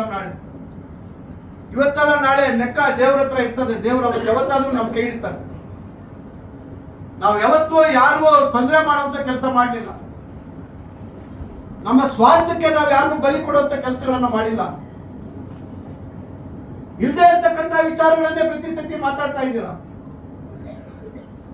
ಕಾನೂನು ಮಾಹಿತಿ ತಗೊಂಡು ನೋಡ್ಕೊಳ್ಳಿ ಮೊದಲು. ಕಡೆಗೆ ಇವತ್ತು ನಿಮಗೆ ಗೊತ್ತಿದೆ ಯಾವ ರೀತಿ ಕೈಲಾಸಗಿರಿ ದೇವಸ್ಥಾನ ಇವತ್ತು ಯಾವ ರೀತಿ ಆ ದೇವಸ್ಥಾನ ನಿರ್ಮಾಣ ಆಗಿದೆ, ಯಾವ ರೀತಿ ಆಗ್ತಾ ಇದೆ, ಅದ್ರ ಮೇಲೆ ಇವರು ವಕ್ರ ದೃಷ್ಟಿ. ಏನು ನಿಮ್ ಮನೆಯವರು, ನಿಮ್ ತಂದೆಯವರು, ನಿಮ್ ತಾತ ಅವರು ಏನಾದ್ರು ಕೋಟ್ಯಾಂತರ ರೂಪಾಯಿ ಒಂದು ಜನಿಗೆ ಕೊಟ್ಟಿದ್ದಾರೆ. ಅಲ್ಲಿ ಒಂದೊಂದು ಕಲ್ಲು, ಒಂದೊಂದು ಕಟ್ಟಡ ಅಲ್ಲಿ ಏನು ನಿರ್ಮಾಣ ಆಗಿದೆ, ಎಷ್ಟು ಕಷ್ಟ ಆಗಿದೆ ಅಂತಕ್ಕಂಥದ್ದು ಆ ಕಷ್ಟಪಟ್ಟವರಿಗೆ ಗೊತ್ತಿದೆ. ಇವತ್ತು ಇಡೀ ರಾಜ್ಯ ಮತ್ತು ಬೇರೆ ರಾಜ್ಯಗಳಿಂದ ಇವತ್ತು ಸಾವಿರಾರು ಜನ ಇವತ್ತು ಭಕ್ತಾದಿಗಳು ಬರ್ತಾ ಇದ್ದಾರೆ. ಒಂದು ದೇವರ ಕಾರ್ಯಕ್ಕೂ ಇವತ್ತು ಅಡ್ಡಿಪಡಿಸ್ತಕ್ಕಂಥ ಕೀಳು ಮನಸ್ಥಿತಿಯ ಸ್ವಭಾವದವರು ನೀವು. ಸ್ಟೇಡಿಯಂಗೆ ಜಾಗ ಕೊಡಿಸಿದೆ ನಾನು ಪಕ್ಕದಲ್ಲಿ ಚಿಂತಾಮಣಿ ಟೌನ್ ಸೊಸೈಟಿ ಅಂತ ಹೇಳಿ 2008-09 ನಾವು ಪ್ರಯತ್ನ ಪಟ್ಟೆ. ಆಯ್ತು, ನಾನು ಚುನಾವಣೆಯಲ್ಲಿ ಸೋತೆ 10 ವರ್ಷ ಆಗೇ ಇತ್ತು. ಮತ್ತೆ ನನಗೆ ಅವಕಾಶ ಬಂತು ಅಂತ ಮತ್ತೆ ಅದನ್ನ ಸ್ಟೇಡಿಯಂಗೆ ಒಂದು ಒಳಾಂಗಣ ಕ್ರೀಡಾಂಗಣ ಮಾಡೋಣ ಮತ್ತೊಂದು ಇಲ್ಲಿ ಅಂತ ಹೇಳಿ ಆ ಜಾಗ ನಾನು ತಗೊಳಕ್ ಬಂದ ಯುವಜನ ಸೇವಾ ಇಲಾಖೆಗೆ ಕೊಡ್ಸಕ್ ಹೋಗಿದ್ದು. ಅದನ್ನ ಕೊಡಿಸಿದ್ರೆ ಅದಕ್ಕೆ ಪಟ್ಟಿ ಪತ್ರ ಕೊಡ್ತಾರೆ. ಇಲ್ಲ ಅದು ಚಿಂತಾಮಣಿ ಕೋಆಪರೇಟಿವ್ ಸೊಸೈಟಿನ ಪುನರಾರಂಭ ಮಾಡಬೇಕು ಅಂತ. 10 ವರ್ಷ ನೀವು ಇದ್ರಲ್ಲ ಸ್ವಾಮಿ, ಯಾಕೆ ಮಾಡ್ಲಿಲ್ಲ? ನಾನು ಮುಂಚೆನೆ ಅದನ್ನ ಕೊಟ್ಟಿದ್ನಲ್ಲ, ಸ್ಟೇಡಿಯಂ ಕೊಡಿ ಅಂತ ಗೊತ್ತಿತ್ತಲ್ಲ ನಾನು ಕೊಟ್ಟಿದ್ದು. ನೀವು ಮಾಡ್ಬೇಕಾಯ್ತು ಸೊಸೈಟಿನ ಮತ್ತೆ ಪ್ರಾರಂಭ. ಯಾರನ್ನ ಅಡ್ಡಿ ಇದ್ರ ನಿಮ್ಗೆ? ನಾವು ಅದನ್ನ ಸರ್ಕಾರದ ಒಂದು ಇಲಾಖೆಗೆ ಕೊಡ್ಸಿದ್ರೆ ಅದಕ್ಕೆ ಹೋಗಿ ವಿರೋಧ ಪತ್ರ ಕೊಡ್ತೀರಿ. ಇದಾ ನಿಮ್ ನಡವಳಿಕೆ? ಇದಾ ನೀವು ಹೇಳೋದು? ಮತ್ತೆ ಹೇಳೋದು ನಾನು ಯಾವ್ದಕ್ಕೂ ಅಡ್ಡ ಬರಲ್ಲ ಅಂತೆ. ಏನ್ ಬರ್ತಾ ಇರುತ್ತೆ ನೀವು? ಕಾಲೇಜ್ ಒಳಗಡೆ ಒಂದು 14 ಗುಂಟೆ ಯಾವ್ದೋ ಖಾಸಗಿ ಜಾಗ ಇದೆ, ಬಾಯ್ಸ್ ಕಾಲೇಜ್ ಅಂತ. ಅದನ್ನ ನಾವು ಎಲ್ಲ ತಯಾರು ಮಾಡಿ ಎಲ್ಲ ಮಾಡಿ ಅದಕ್ಕೆ ಭೂಸ್ವಾಧೀನಕ್ಕೆ ಪ್ರಕ್ರಿಯೆ ಮಾಡಿದ್ದೀವಿ. ಅಧಿಕಾರಿಗಳೇನು ಬೇಜವಾಬ್ದಾರಿಯಿಂದ ಮಾಡಕ್ಕಾಗುತ್ತಾ? ಪ್ರತಿಯೊಂದು ದಾಖಲೆ ಇರ್ತದೆ. ನಾಳೆ ಏನಾದ್ರೂ ಹೆಚ್ಚು ಕಮ್ಮಿ ತಪ್ಪು ಮಾಡಿದ್ರೆ ನಾಳೆ ಅವ್ರ ಮನೆಗೆ ಹೋಗ್ತಾರೆ, ಸಸ್ಪೆಂಡ್ ಆಗ್ತಾರೆ. ಅದಕ್ಕೋಗ ತಕರಾರು ರಚಿ ಕೊಡ್ತಾರೆ. ಈಗಾಗಲೇ ಭೂಸ್ವಾಧೀನ ಆಗ್ಬಿಟ್ಟಿದ್ದೀವಿ. ಅವ್ರು ಯಾರೋ ಒಬ್ರು ಪಾಪ ಬೇರೆ ಕೆಲಸ ಇಲ್ಲ ಮಾಡಕ್ಕೆ, ಮತ್ತೆ ಹಿಂದೆಯಿಂದ ಹೋಗೋದು ಅಧಿಕಾರಿಗಳಿಗೆ ಏನೋ ನನ್ನ ಬಗ್ಗೆ ಹೇಳೋದು. ಅಧಿಕಾರಿಗಳು ಯಾರು ಕಣ್ಣು ಮುಚ್ಕೊಂಡು ಕೂತಿಲ್ಲ. ಯಾರ್ಯಾರು ಹೋಗ್ತೆ, ಯಾರ್ಯಾರು ಯಾವ ರೀತಿ ನಡ್ಕೊಳ್ತಾ ಇದ್ದಾರೆ ಅನ್ನೋದು ಅಧಿಕಾರಿಗಳಿಗೂ ಗೊತ್ತಿದೆ. ನೀವು ಹೇಳಿದ ಸುಳ್ಳು ಕಥೆಗಳು, ನೀವು ಹೇಳೋ ಸುಳ್ಳು ಕಟ್ಟುಕತೆಗಳಿಗೆಲ್ಲ ಕೇಳ್ಕೊಂಡು ಅಧಿಕಾರಿಗಳು ಕೆಲಸ ಮಾಡಲ್ಲ. ಅದರಿಂದ ನಾನು ನಿಮ್ಗೆ ಯಾಕೆ ಇವೆಲ್ಲ ಹೇಳಿದೆ ಅಂದ್ರೆ, ಇವತ್ತು ನಾವು ಕೈಗೊಂಡಿರ್ತಕ್ಕಂಥ ಪ್ರತಿಯೊಂದು ಕೆಲಸ ನಾವು ಇದೇ ಮಳವಳ್ಳಿ ಹತ್ರ 10 ಎಕರೆ ಕೊಡ್ಸಿದ್ದೀನಿ ನಾನು. ಯಾರಿಗೆ? ರಮಾಬಾಯಿ ಅಂಬೇಡ್ಕರ್ ವಸತಿ ಶಾಲೆ ಕೈವಾರದಲ್ಲಿ ಮಾಡ್ಬೇಕು ಅಂತೇಳಿ ಕೈವಾರದಲ್ಲಿ ಜಾಗ ಇಲ್ಲ ಅಂತೇಳಿ ನಾವು ಮಳವಳ್ಳಿ ಹತ್ರ 10 ಎಕರೆ ಕೊಡಿಸಿದ್ವಿ. 22 ಕೋಟಿಯಲ್ಲಿ ಮುಂದೆ ಅದಕ್ಕೆ ಒಂದು ಬಿಲ್ಡಿಂಗ್ ಕಟ್ಸ್ತೀವಿ. ಈಗ ಅದು ನಮ್ಮ ಇದರಲ್ಲಿ ನಡೀತಾ ಇದೆ. ಎಲ್ಲಿ? ಸಿಂಗ್ರೇಪಲ್ಲಿ ದೇವಸ್ಥಾನ ಹತ್ರ ಕಿತ್ತೂರು ರಾಣಿ ಚೆನ್ನಮ್ಮ ವಸತಿ ಶಾಲೆ ಆವರಣದಲ್ಲಿ ನಡೀತಾ ಇದೆ ಸ್ಕೂಲ್. ಈ ವರ್ಷ ಹಿಂದುಳಿದ ವರ್ಗಗಳ ವಸತಿ ಶಾಲೆ ಮಂಜೂರು ಮಾಡಿಸ್ತಾ ಇದ್ದೀನಿ. 2012 ಡಿಸೆಂಬರ್ ಅಲ್ಲಿ ಮಂಜೂರು ಮಾಡಿಸಿದ್ದೆ ನಾನು. ದೊಡ್ಡಗಂಜೂರ್ ಹತ್ರ 10 ಎಕರೆ ಜಾಗ ಕೊಡಬೇಕು ಅಂತ ಅವತ್ತೇ ತಹಸೀಲ್ದಾರ್ ಪತ್ರ ಕೊಟ್ಟಿದ್ದೆ. ಚುನಾವಣೆಯಲ್ಲಿ ನಾನು ಸೋತ್ಬಿಟ್ಟೆ. ಆ ಸ್ಕೂಲ್ ಪ್ರಾರಂಭ ಆಗ್ಲಿಲ್ಲ, ವಸತಿ ಶಾಲೆ ಪ್ರಾರಂಭ ಆಗ್ಲಿಲ್ಲ. 10 ವರ್ಷ ಆಯ್ತಲ್ಲ ಸ್ವಾಮಿ, ನೀವು ಏನ್ ಮಾಡಿದ್ರಿ? ಶಾಲೆ ಪ್ರಾರಂಭ ಆಯ್ತಾ? ಪ್ರಾರಂಭ ಆಗಿದ್ಯಾ ಶಾಲೆ? ಅಲ್ಲೆಲ್ಲ ಕುರುಬೂರ್ ಹತ್ರ ಜಾಗ ಕೊಡ್ತೀವಿ ಅಂತ ಕೊಟ್ಬಿಟ್ಟಿದ್ರಿ ಅಂತ ಹೇಳ್ತಾರೆ. ಅದು ಡೀಮ್ಡ್ ಫಾರೆಸ್ಟ್ ಕೊಟ್ಟೋಯ್ತು ಜಾಗ. ಕಡೆಗೆ ನಾನು ಮತ್ತೆ ಅದೇ ದೊಡ್ಡಗಂಜೂರ್ದು ಜಾಗ ಕೊಡಿಸ್ದೆ. ಬಿಲ್ಡಿಂಗ್ ಮಂಜೂರು ಮಾಡಿ ಅಂದ್ರೆ ಅವ್ರು ನನ್ ಕೇಳ್ತಾವ್ರೆ, ಶಾಲೆ ಎಲ್ಲಿದೆ ಸರ್ ಅಂತ ಕೇಳ್ತಾವ್ರೆ. ಇಲ್ಲ ಇದಾಗಿದೆಯಲ್ಲ ಅಂದ್ರೆ, ಇಲ್ಲ 2012 ನೀವು ಶುರು ಮಾಡಿಲ್ಲ ಶಾಲೆ, ಲ್ಯಾಬ್ಸ್ ಆಗೋಗಿದೆ, ಶಾಲೆನೇ ಶುರುವಾಗಿಲ್ಲ ವಸತಿ ಶಾಲೆ. ಈಗ ನಾನು ಯಾಕೆ ಹೇಳಿದೆ ಅಂದ್ರೆ, ಈಗ ವಸತಿ ಶಾಲೆ ಮಂಜೂರು ಮಾಡಿದ್ರು ಹೋದ ವರ್ಷ ಕೈವಾರ ಹೋಬಳಿಗೆ. ಕಿತ್ತೂರು ರಾಣಿ ಚೆನ್ನಮ್ಮ ಆವರಣದಲ್ಲಿ ಪ್ರಾರಂಭ ಆಯಿತು ಶಾಲೆ ಅಧಿಕೃತವಾಗಿ ಪ್ರಾರಂಭ ಆಗಿದೆ. ಈಗ ನಾನು ಜಾಗ ಕೊಟ್ಟು ಕನ್ನಡ ಕೊಟ್ಟರೆ ಅದನ್ನೇ ಕನ್ನಡ ಆದ್ಮೇಲೆ ಅಲ್ಲಿ ಶಿಫ್ಟ್ ಆಗುತ್ತೆ. ಇವತ್ತು ಹಿಂದುಳಿದ ವರ್ಗಗಳ ವಸತಿ ಶಾಲೆ ಶುರು ಆಗಿಲ್ಲ. 10 ವರ್ಷ ಅವ್ರಿಗೆ ಪರಿಜ್ಞಾನನೇ ಇರಲಿಲ್ಲ. ಶಾಲೆ ಶುರು ಮಾಡಬೇಕು ಅನ್ನೋ ಪರಿಜ್ಞಾನ ಇರಲಿಲ್ಲ. ಕಡೆಗೆ ನಾನು ನಂದಿ ಕ್ಯಾಬಿನೆಟ್ ಅಲ್ಲಿ ಪ್ರಯತ್ನ ಪಟ್ಟು ಯಾರು ಅಡ್ಡಿ ಕೊಡಿಸ್ಬಿಟ್ರು. ಈಗ ಮತ್ತೆ ಹಣಕಾಸು ಇಲಾಖೆಯಲ್ಲಿ ಒಪ್ಪಿಸಿ ಮಂಜೂರು ಮಾಡಿಸಿದ್ರೆ ಈಗ ಅಧಿಕೃತ ಆದೇಶ ಆಗುತ್ತೆ. ಈ ವರ್ಷ ಮತ್ತೆ ಅಡ್ಮಿಷನ್ ಶುರು ಮಾಡ್ತೀವಿ. ಬೇರೆ ಕಡೆ ಖಾಸಗಿ ಜಾಗದಲ್ಲಿ ಇವತ್ತು ಹಿಂದುಳಿದ ವರ್ಗಗಳ ವಸತಿ ಶಾಲೆ ಇವತ್ತು ಚಿಂತಾಮಣಿ. ಯಾಕಂದ್ರೆ ಅವ್ರು ಆಡ್ತಾ ಇರೋ ರೀತಿ ನೋಡಿದ್ರೆ ಜನ ಇವತ್ತು ನಿಮ್ಮ ಡೋಂಗಿ ಮಾತುಗಳನ್ನ ಬದಿಗೊತ್ತಿ ಬೇಜವಾಬ್ದಾರಿ ನಡೆಯನ್ನ ನೋಡಿ ಅವರು ನನಗೆ ಅವಕಾಶ ಮಾಡಿಕೊಟ್ಟಿದ್ದಾರೆ. ನಾನು ಪ್ರಾಮಾಣಿಕವಾಗಿ ಇವತ್ತು ಒಂದು ಮಂತ್ರಿ ಆಗಿದ್ರು ಸಹ ನನ್ನ ತಾಲೂಕಿನಲ್ಲಿ ಇವತ್ತು ಏನೆಲ್ಲ ಅಭಿವೃದ್ಧಿ ಆಗ್ಬೇಕು ಅಂತ ಹೇಳಿ, ಆಸ್ಪತ್ರೆ ಕ್ರಿಟಿಕಲ್ ಕೇರ್ ಯೂನಿಟ್ ಅಪಘಾತಗಳಾಗುವಂತ ಸಂದರ್ಭದಲ್ಲಿ ತಕ್ಷಣ ಚಿಕಿತ್ಸೆ ಆಗ್ಬೇಕು ಅಂತಕ್ಕಂಥ ವ್ಯವಸ್ಥೆಗೆ 50 ಹಾಸಿಗೆ ಆಸ್ಪತ್ರೆ ಆಗ್ತಾ ಇದೆ. ಬಿಲ್ಡಿಂಗ್ ಆಗ್ತಾ ಇದೆ ಇಲ್ವೋ? ನೋಡಿದಿರಪ್ಪ? ಯಾರಾದ್ರೂ ನೋಡಿದಿರನಪ್ಪ? ಹಳೆ ತಾಲೂಕು ಆಫೀಸ್ ನೋಡಿದಿರಾ? ಸೂಚಿಂಡರಲ್ಲಿದ ಸುರಿ ಅದಕ್ಕೆ ಅವ್ರಿಗೆ ತಲೆದು ಏನ್ ಆಯ್ತಾ ಉಂಟು ಅಷ್ಟು. ಯಾವ್ದೋ ಪೆಟ್ರೋಲ್ ಬಂಕ್ ಬಂದ್ಕದ ಇನ್ನೇನು ಅಡ್ಡಾಡ ತರಿಸ್ಕೊಳ್ಳೋಣ ಅನ್ಕೊಳ್ತೀನಿ. ನನಗೆ ಏಮೈತೆ ಹಳೆ ಡಿವೈಎಸ್ಪಿ ಆಫೀಸು ದಯವಿಟ್ಟು ನೋಡಿ. ಇದು ಪೂರ್ತಿ ಜಾಗ ಇವತ್ತು ಆಸ್ಪತ್ರೆ ಕೊಡ್ಸಿದ್ವಿ. ತಾಯಿ ಮಕ್ಕಳ ಆಸ್ಪತ್ರೆ ಜಾಗ ಕೊಡಿಸ್ತವ್ರು ನಾನೇ. ತಾಯಿ ಮಕ್ಕಳ ಆಸ್ಪತ್ರೆ ಮಂಜೂರು ಮಾಡಿಸಿದ್ದು ನಾನೇ. ಮಂಜೂರು ಆದ್ಮೇಲೆ ನಾನು ಸೋತೋಗ್ಬಿಟ್ಟೆ. ಡೆಲ್ಲಿಯಲ್ಲಿ ಮಂಜೂರು ಆಗಿ ಬರೋಷ್ಟು ನಾನು ಸೋತೋದೆ. ಮಂಜೂರು ಆದ್ಮೇಲೆ ಸೋತಿದ್ ನಾನು. ಅವ್ರು ಮಾಡಿದ್ದೇನಿಲ್ಲ. ನಾವು ಮಾಡಿದ ಕೆಲಸಕ್ಕೆ ಟೇಪ್ ಕಟ್ ಮಾಡಿದ್ದು, ಅದು ಕೂಡ ತಡವಾಗಿ. ಇಷ್ಟೆಲ್ಲ ನಾವು ನಾನು ಹೇಳ್ಕೊಂಡೋದ್ರೆ ಬಹಳಷ್ಟಿದೆ.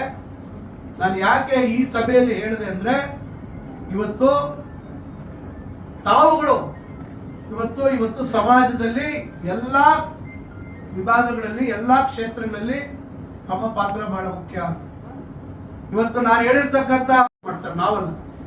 ಇವತ್ತು ಯಾವುದೇ ಒಂದು ಜಾತಿ ಬರೀ ಒಕ್ಕಲಿಗರಿಗೆ ಸೀಮಿತವಾಗಿರದೆ ಇವತ್ತು ಎಲ್ಲಾ ಜಾತಿ ವರ್ಗದ ಜನರಿಗೆ ಇವತ್ತು ಆ ಒಂದು ಸಂಸ್ಥಾನ ಆದಿಚುಂಚನಗಿರಿ ಮಹಾಸಂಸ್ಥಾನದಿಂದ ಇವತ್ತು ಎಲ್ಲಾ ರೀತಿ ಸೇವೆಗಳು, ವೈದ್ಯಕೀಯ ಸೇವೆಗಳಿಂದ ಹಿಡಿದು ಎಲ್ಲಾ ರೀತಿ ಅಂಧ ಮಕ್ಕಳಿಗೆ ಇವತ್ತು ವಿದ್ಯಾಭ್ಯಾಸ ಕೊಡ್ತಾ ಇದ್ದಾರೆ.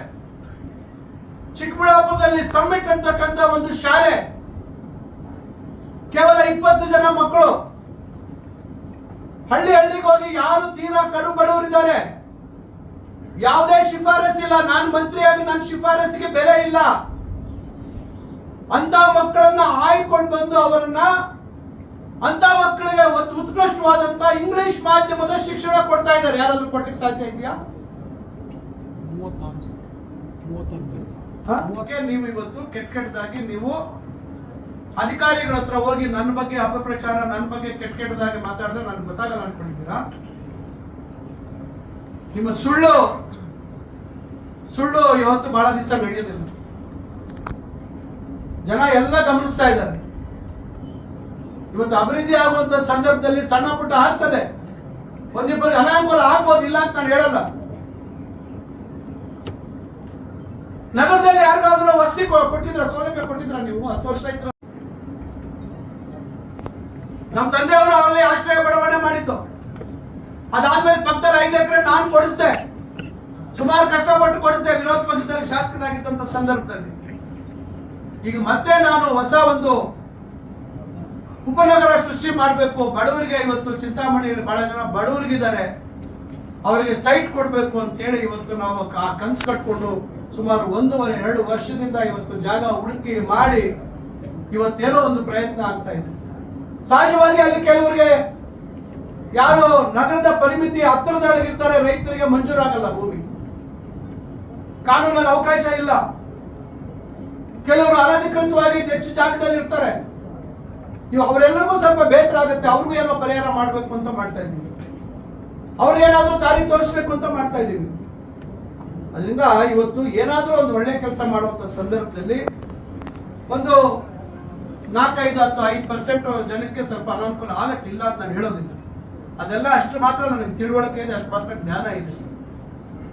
ಹಂಗದ್ ಮಾತ್ರಕ್ಕೆ ಅಭಿವೃದ್ಧಿನೇ ಮಾಡಬಾರ್ದು, ಪ್ರಯತ್ನ ಮಾಡಬಾರ್ದು ಅಂತ ಹೇಳಿದ್ರೆ ಅದು ಬಹುಶಃ ಅದು ಈ ಪ್ರಜಾಪ್ರಭುತ್ವಕ್ಕೆ ಬಾಬಾ ಸಾಹೇಬ್ ಅಂಬೇಡ್ಕರ್ ಅವರು ಏನು ಕನಸು ಕಂಡಿದ್ರು, ಈ ಒಂದು ಸಂವಿಧಾನ, ಈ ಸಂವಿಧಾನದ ಅಡಿಯಲ್ಲಿ ಇವತ್ತು ನಿಮ್ಮೆಲ್ಲರ ಪ್ರತಿನಿಧಿಯಾಗಿ ನಾನು ಇವತ್ತು ನಿಂತು ನಾನು ಈ ಕೆಲಸಗಳು ಮಾಡದೇ ಇದ್ರೆ ಬಹುಶಃ ನಾನು ಆತ್ಮದ್ರೋಹ ಮಾಡ್ಕೊಳ್ತಾ ಇರ್ತೀನಿ. ದುರಾದೃಷ್ಟ ನಮ್ಮ ತಂದೆ ತಾಯಿ ನಮ್ಮನ್ನು ಓದಿಸ್ಬಿಟ್ರು, ಅದೇ ನಮ್ಗೆ ಆಗಿದ್ದ ಸಮಸ್ಯೆ. ಬಹುಶಃ ನಿಮಗೆ SLC ಫೇಲ್ ಆಗಿದ್ದಿದ್ರೆ ಬಹುಶಃ ನನ್ನ ಮನಸ್ಥಿತಿ ಅದೇ ಇರ್ತಿತ್ತೇನೋ. ನಾಚಿಕೆ ಆಗ್ಬೇಕು, ನೀವ್ಯಾಕೆ ನಿಮ್ಮ ಮಕ್ಕಳನ್ನ ವಿದ್ಯಾವಂತರಾಗಿ ಮಾಡಿದ್ರಿ? ಅವರನ್ನು ನಿಮಗೆ ಮಾಡ್ಕೋಬೇಕಿತ್ತಲ್ಲ. ನಾನು ತಪ್ಪು ಅಂತ ನಾನು ಹೇಳೋದಿಲ್ಲ. ಒಳ್ಳೇದಾಗ್ಲಿ, ನಿಮ್ಮ ಮಕ್ಳಿಗೆ ಒಳ್ಳೇದಾಗ್ಲಿ, ಅವ್ರ ಬಗ್ಗೆ ನಾನು ಮಾತಾಡಬಾರ್ದು. ನಿಮ್ಮ ಮಕ್ಳಿಗೆ ಒಳ್ಳೇದಾಗ್ಲಿ, ದೇವ್ರು ಒಳ್ಳೇದ್ ಮಾಡ್ಲಿ. ಇನ್ನೊಬ್ಬರ ಬಗ್ಗೆ ನಾನು ಕೆಟ್ಟದ್ದು ಬಯಸೋನಲ್ಲ ನಾನು. ಆದ್ರೆ ನಿಮ್ಮ ಮನಸ್ಥಿತಿ ನೀವು ಬದಲಾವಣೆ ಆಗ್ಬೇಕು. ಜನ ಇವತ್ತು ನಾನು ಇಷ್ಟೆಲ್ಲ ಮಾಡಿದ ಮಾತ್ರಕ್ಕೆ ಎಲ್ಲ ನನಗೆ ಕಿರೀಟ ಇಡ್ತಾರೆ ಅಂತ ಮತ್ತೊಂದು ಅಲ್ಲ ನಾನು ಹೇಳ್ತಾರೆ. ಅವತ್ತು ಸಂದರ್ಭದಲ್ಲಿ ಜನ ಯಾವ ಆಧಾರದ ಮೇಲೆ ತೀರ್ಮಾನ ಮಾಡ್ತಾರೆ ಅದು ಅವ್ರಿಗೆ ಬಿಟ್ಟಿದ್ದು, ಜನರ ಒಂದು ಅವರ ವೈಯಕ್ತಿಕ ನಿರ್ಣಯ ಅದು. ಅದ್ರ ಬಗ್ಗೆ ನಾನು ಏನು ಪ್ರಶ್ನೆ ಮಾಡಕ್ಕಾಗೋದಿಲ್ಲ. ಆದ್ರೆ ಜನರ ಮುಂದೆ ನಾನು ಜನರಿಗಾಗಿ ಏನ್ ಮಾಡಿದೀವಿ, ಜನರಿಗೋಸ್ಕರ ಏನ್ ಪ್ರಯತ್ನ ಆಗಿದೆ, ಜನರ ಬದುಕುಗಳಲ್ಲಿ ಏನ್ ಬದಲಾವಣೆ ತರುವಂತ ಪ್ರಾಮಾಣಿಕ ಪ್ರಯತ್ನ ಮಾಡಿದೀವಿ ಅಂತಕ್ಕಂಥದ್ದು ಜನರ ಮುಂದೆ ಹೇಳುವಂಥದ್ದು ನನ್ನ ಕರ್ತವ್ಯ. ತೀರ್ಮಾನ ಮಾಡುವಂಥದ್ದು ಮತ್ತೊಂದು ಅವರಿಗೆ ಅವರ ವಿವೇಚನೆ, ಅವ್ರಿಗೆ ಬಿಟ್ಟಿದ್ದಂತ ವಿಚಾರ.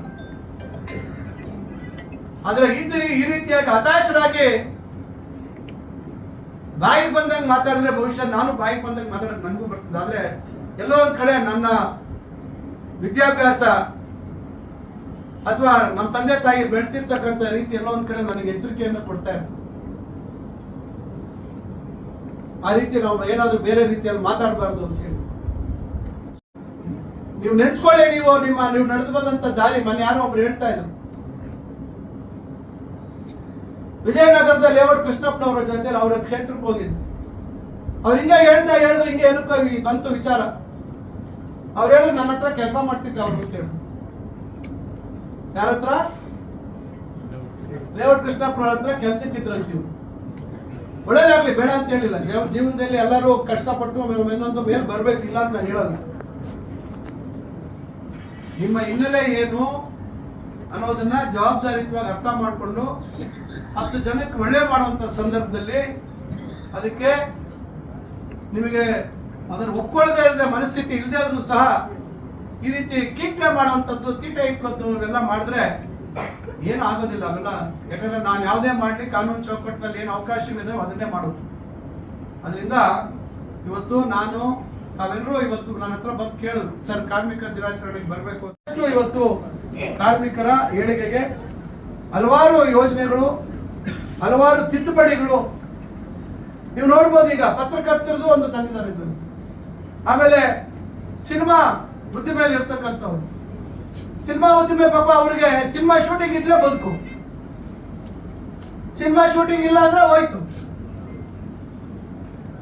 ಈ ರೀತಿ ಇವೆಲ್ಲ ಇವತ್ತು ಬಹಳಷ್ಟು ಜನನ್ನ ಇವತ್ತು ಇದ್ರ ಒಳಗೆ ವ್ಯಾಪ್ತಿಗೆ ತರುವಂತ ಕೆಲಸ ಆಗಿದೆ. ಯಾರ್ಯಾರು ಕಾರಣಾಂತರದಿಂದ ನಾವು ಕಾಲ ಬದಲಾದಂಗೆ ಹೊಸ ವೃತ್ತಿಗಳು ಇವತ್ತು ಸೃಷ್ಟಿ ಆಗ್ತಾ ಇದ್ದಂಗೆ ಅದಕ್ಕೆ ಅವರೆಲ್ಲರೂ ಇವತ್ತು ಈ ಒಂದು ಅಸಂಘಟಿತ ವರ್ಗದ ವ್ಯಾಪ್ತಿ ಒಳಗೆ ತಂದು ಅವರ ಕಷ್ಟ ಸುಖಗಳಿಗೆ ಸ್ಪಂದಿಸುವಂತ ಒಂದು ಪ್ರಯತ್ನ ಇವತ್ತಾಗಿದೆ.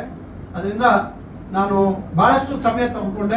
ಮಾರಣ ಹೋಮ ಅಂತ 19 ಎಕರೆ ಒತ್ತುವರಿ ಆಗಿರುವಂತದ್ದು. ಆ ಗ್ರಾಮಸ್ಥರು ನಮ್ ಕೆರೆ ಒತ್ತುವರಿ ಆಗಿದೆ, ಖುಲ್ಲಾ ಮಾಡ್ತಿದ್ರೆ ಮರಗಳ ಮಾರಣ ಹೋಮ ಅಂತ. ಎಷ್ಟು ಮರ ಗಿಡ ಉಳಿಸಿದ್ದೀರಾ ಸ್ವಾಮಿ ನೀವು?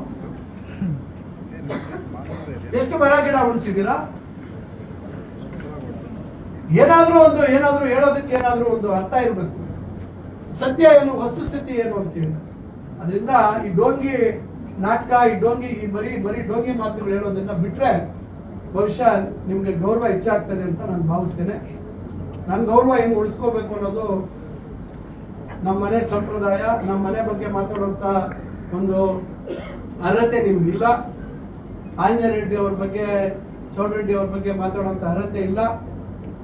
ಅವ್ರು ಕೊಟ್ಟಿರ್ತಕ್ಕಂಥ ಕೊಡುಗೆ ಈ ಊರಿಗೆ, ಅವ್ರು ತಂದಿರ್ತಕ್ಕಂಥ ಕಾರ್ಯಕ್ರಮಗಳು ಅದರಲ್ಲಿ 0.5% ಕೂಡ ನೀವು ಮಾಡಕ್ಕೆ ಆಗದೇ ಇಲ್ಲ. ನಿಮ್ಗೆ ಯಾರಿಗೂ ಮಾಡಕ್ಕೆ ನೀವು ಜೀವನ ಪರ್ಯಂತ ಕೂಡ ನಿಮ್ಗೆ ಆಲೋಚನೆಗಳು ಬರಲ್ಲ.